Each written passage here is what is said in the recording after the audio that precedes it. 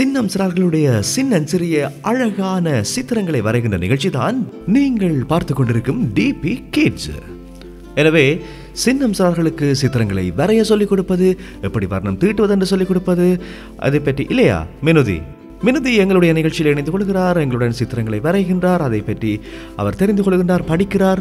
நாங்கள் சொல்லிக் கொடுக்கின்ற இந்த விடயங்களை எல்லாவற்றையும் சின்னஞ்சிறார்கள் தெரிந்து புரிந்து தங்களுடைய இடைவெளி நேரத்தில் தங்களுடைய ஆக்க திறனை வளர்த்து கொள்வது இந்த நிகழ்ச்சியின் ஊடாக அது மிக முக்கியமானதாக அமைகிறது. சூழலுக்கும் கலைக்கும் இடையே ஒரு சமாந்தரமான தொடர்பு இருக்கிறது. அதனாலேயே தான் நாங்கள் கூட சிந்திக்கிறோம், கலையை ரசிக்கக்கூடிய அதுபோல் நல்ல ரசனை மிகுந்த கலைத்துறை சார்ந்த ஊக்கம் மிகுந்த சின்ன சிறார்களை உருவாக்க வேண்டும் என்கின்ற விடயத்தினை மெனுதி போன்று பல சிறார்களும் சித்திரங்கள் வரைவதிலே திறமையானவர்கள்.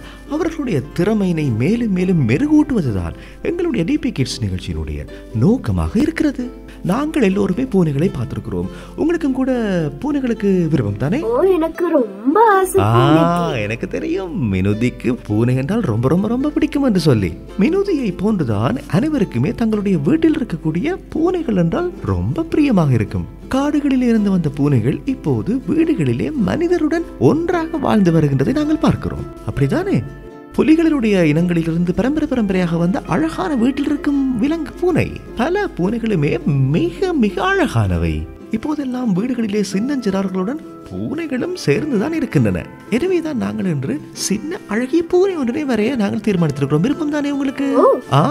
அதுதானே பார்த்தேன். எனவே நாங்கள் அழகான சின்னஞ்சிறிய ஒரு பூனையினை எப்படி எளிமையாக அழகாக வரைவதென்பதை நாங்கள் இன்று பார்க்க போகிறோம். அங்கே வரைவோமா? நாங்கள் ஒழுங்காய்ந்து சரி, இன்று நாங்கள் பூனை வரைய போகிறோம். வளமை போன்று பிளாஸ்டிக்னத்தினால் தான் நாங்கள் வரைய போகிறோம். என்ன முடியும் தானே உங்களுக்கு? பிளாஸ்டிக்னத்தினால் எந்த ஒன்றையும் வரைய முடியும். அதை தான் சொல்லித்தர நாங்கள் போகிறோம். பூனைக்கு 2 பெரிய கண்கள் இருக்கிறது. நீங்கள் பார்த்திருக்கீங்களா? ரொம்ப பெரிய கண் பூனைக்கு. சரி, பூனையினுடைய கண்ணுக்கும் மனிதனுடைய கண்ணுக்கும் என்ன வித்தியாசம்? சரியா சொன்னீங்க. பூனையினுடைய கண் வட்டமானது. நாங்கள் அப்படின்னா வட்டங்கள் 2 கீறி கண்ணை இப்பொழுது வரைய ஆரம்பிக்கலாம். இந்த மாதிரி. சரி, நாங்கள் இப்பொழுது பெரிய வட்டம் உடனே இப்பொழுது வரைவோம். இதே போல இன்னொரு வட்டம் ஒன்றை சமாந்தரமாக அதே மாதிரி வரைவோமா? சரி.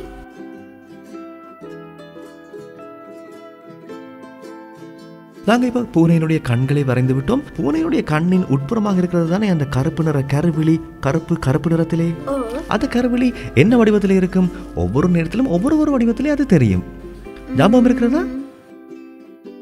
வட்டமாக இருக்குமா, வேறு வடிவத்தில் இருக்குமா? நீண்ட கூம்பு வில்லை போன்றுதான் இருக்கும். அவருக்கு வெளிச்சம் படுகின்ற போது நீங்கள் பார்த்திருப்பீங்க, சில சந்தர்ப்பங்களிலே அது பளபளக்கின்ற தன்மையுடன் காணப்படும். உங்களுடைய விருப்பமான பூனையை வடிவாக பாருங்கள். அதற்கு பிறகு இதோ இந்த வடிவத்தில் தான் அந்த கருவிழி இருக்கும்.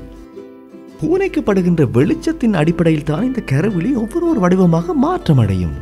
எனவே நாங்கள் இது எல்லாவற்றையும் கூர்மையாக அவதானித்தால் இன்னும் அந்த விடயங்களை எங்களுக்கு படித்துக் கொள்ளக்கூடியதாக இருக்கும். இப்பொழுது நாங்கள் இந்த பின்புறத்தை அப்படியே பேக்ரவுண்டை வைத்துவிட்டு இந்த இடத்தை இப்பொழுது கருப்பு நிறத்தினால் வர்ணத்தினை நாங்கள் தீட்டிக் கொண்டால் அழகாக இருக்கும்.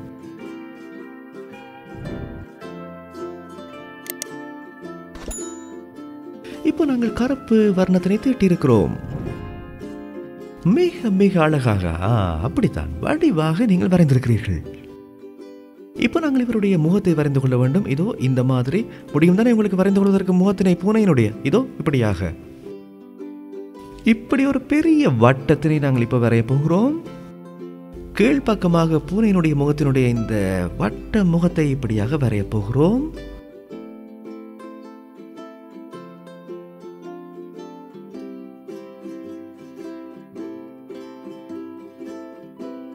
மிக சிறப்பாக வரைந்திருக்கிறீர்கள். அழகாக வரைந்திருக்கிறீங்க. 5 போடுவோமா? இப்பொழுது நாங்கள் காதினை வரைய போகிறோம். காதுகளை இப்படியாக இந்த மாதிரி நாங்கள் வரைந்து கொள்வோம். இப்படியான ஒரு வடிவம் தானே அங்கும் இருக்கிறது. இந்த பக்கமாகவும் இப்படியான ஒரு வடிவம் இருக்கிறது.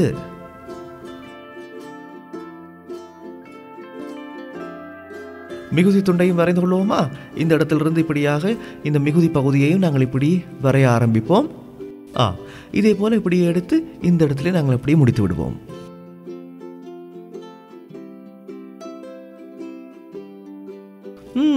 மிக மிக அழகாக வரைந்திருக்கிறீங்க. இப்போது நாங்கள் இந்த காதுகளை இந்த பகுதியுடன் இணைக்கப் போகிறோம். சரி,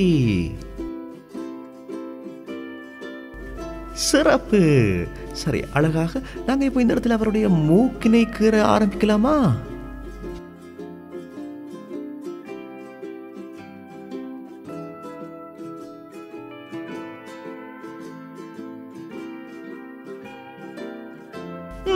சரியா வரைஞ்சிருக்கிறீங்க. இப்ப நாங்க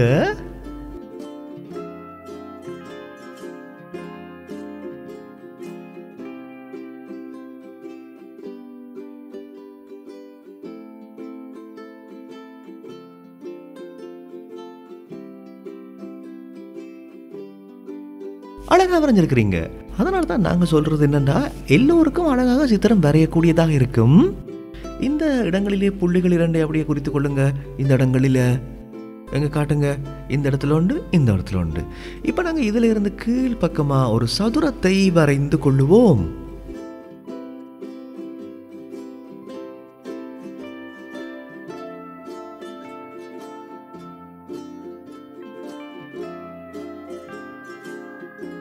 இதோ இந்த இடத்தின் வழியாக ஒரு கோட்டை நாங்க இப்படி போடுவோமா?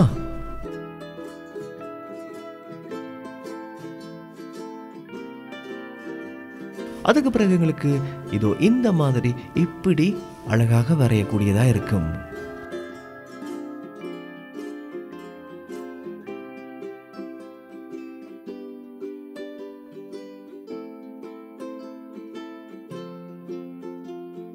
இங்கேயும் வரைவோம். இப்போ நடுவிலையும் 2 இதே மாதிரி இந்த வடிவத்தில் வரைந்து கொள்வோம். அது அவருடைய கால்கள் 2. மிக எளிமையாகத்தான் நாங்கள் இதனை வரைகிறோம். இப்போ சரியா, பூனையினுடைய வடிவத்தினை மிக எளிமையாகத்தான் நாங்கள் வரைகிறோம். பூனைக்கு இந்த இடத்துல இப்படியாக ஒரு வடிவம் ஒன்று இருக்கிறது.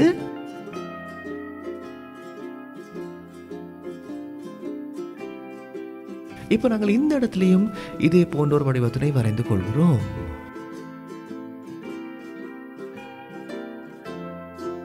அதுக்கு பிறகு பூனையினுடைய அழகான வாலை இதோ இந்த மாதிரி நாங்க வரைந்து கொள்ளலாம்.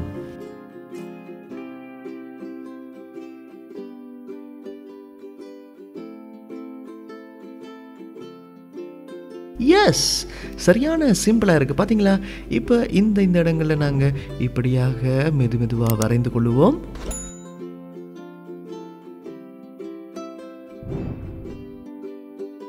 அடுத்து எங்களுக்கு மறந்த ஒரு விஷயம் இருக்கு, பூனையினுடைய மீசை. இப்படியாக நாங்கள் ஒவ்வொன்றாக பூனையினுடைய மீசையினை நாங்கள் வரைந்து கொள்வோம்.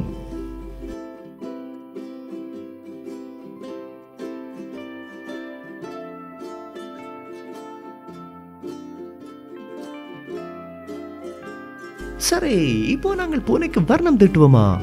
நாங்கள் இப்போ வர்ணங்களை தீட்டுவோம். சரி, வர்ணங்களை எடுக்கலாம். முதலில் மஞ்சள் நிறத்தை எடுங்க, கருப்பு நிறத்தை எடுங்க. நாங்கள் இப்போ பூனையினுடைய கண்ணுக்கு மஞ்சள் நிறத்தை தீட்டுவோம். அப்போதுதான் நன்றாக திட்ட தெளிவாக தெரியும். பூனைகளுடைய கண்கள் மஞ்சள் நிறம் தானே.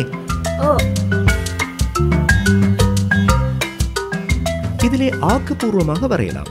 தமக்கு விருப்பமான நிறங்களை தேர்ந்தெடுத்து ஆக்கப்பூர்வமாக வரையக்கூடியதாக இருக்கும். அந்த சந்தர்ப்பத்திலே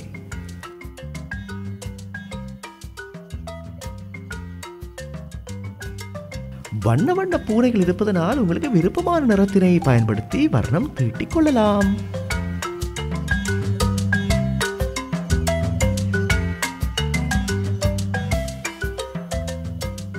காதுகள் 2ஐயும் நாங்கள் இப்போது இதே போல சிவப்பு நிறத்தினால் வர்ணத்தினை தீட்டிக் கொள்வோம்.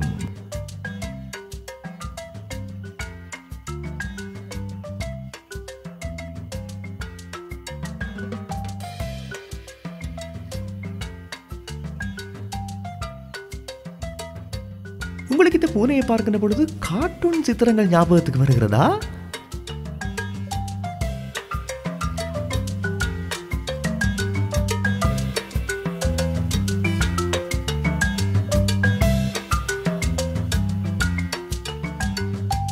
சரி, இப்ப கருப்பு நிறத்தை எடுங்க. அதுக்கிடையில இந்த கால்கள் 2க்கு நடுவில் ஒரு கோடு ஒன்று வரையுங்க. இப்போ நாங்கள் கருப்பு நிறத்தினால் முழு முகத்தையும் இப்போ வர்ணம் தீட்டப் போகிறோம். நாங்கள் இன்று ஒரு கருப்பு பூனையினை வரையலாம் இல்லையா?